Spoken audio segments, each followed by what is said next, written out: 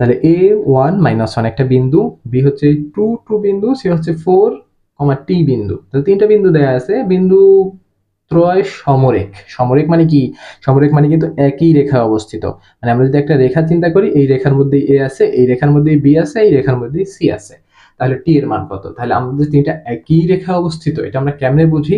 আমরা বুঝি হচ্ছে যে ঢাল নির্ণয় করি। আমরা যখন বলি এদের ঢাল, মানে এই যে রেখাগুলো, এই রেখাগুলোর ঢাল একই, তখন হচ্ছে কি এটা সমরেখ। তাহলে আমাকে কি করতে হবে? ঢাল নির্ণয় করতে হবে, এই তো। আচ্ছা, তাহলে আমরা ঢাল কিভাবে নির্ণয় করি? আমরা ঢাল নির্ণয় করি হচ্ছে, আমরা জানি ঢাল সমান উপরে হচ্ছে কোটিদ্বয়ের অন্তর, কোটিদ্বয়ের অন্তর মানে একটা কোটির থেকে আরেকটা কোটি বাদ, নিচে হচ্ছে ভুজদ্বয়ের অন্তর, ভুজদ্বয়ের অন্তর, দ্বয়ের অন্তর। এই তো, এটাই হলো ঢাল নির্ণয়ের সূত্র। ঠিক আছে, তাহলে আমরা এই যে রেখাটা, এটা যদি ঢাল নির্ণয় করতে চাই, তাহলে আমরা কি পাবো? তাহলে আমরা ঢাল এম সমান পাবো, প্রথম দুইটা এ বি এর ঢাল নির্ণয় করি প্রথমে। হ্যাঁ, তাহলে এ বি এর ঢাল কি পাবো?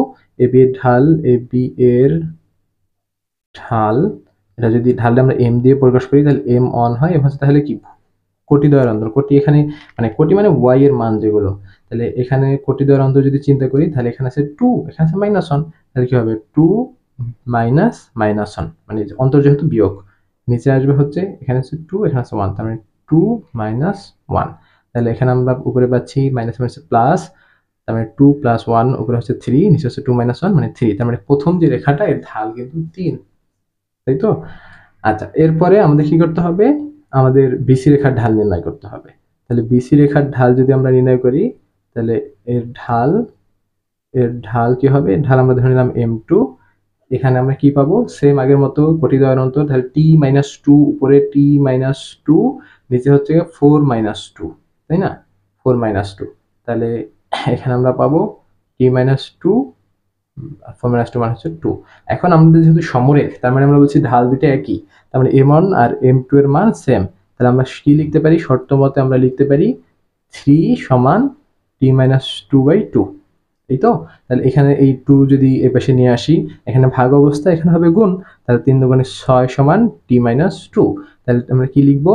আমরা এখানে লিখতে পারি যে টি, এখানে এটা হচ্ছে বিয়োগ অবস্থায়, এ পাশে হবে যোগ, তাহলে এ পাশে যদি যোগ হয়ে যায়, তাহলে 6 আর 2 হবে 8। ঠিক আছে, তাহলে আমরা এখানে যে জিনিসটা দেখতে পাবো যে টি এর মান হচ্ছে 8। তাহলে 8 কোথায় আছে?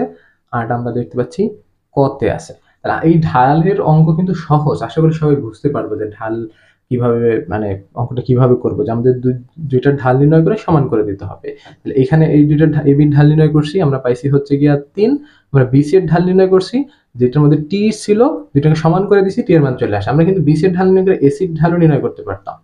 আমরা মানে যে কোনো ঢাল নির্ণয় করে অঙ্কটা করতে পারতাম। ঠিক আছে, এখন ঢাল মানে যারা একদম স্থানাঙ্ক জ্যামিতির ন্যূনতম জ্ঞান রাখে, তারা কিন্তু জানে যে ঢাল কি জিনিস, ঢাল কিভাবে বের করতে হয়। যেন ঢালের আলোচনায় আমি গেলাম না, বাট ভবিষ্যতে যদি কোনোদিন স্থানাঙ্ক জ্যামিতির আলোচনা করি, সেখানে আমি ঢালের ব্যাপারগুলো তুলে ধরবো।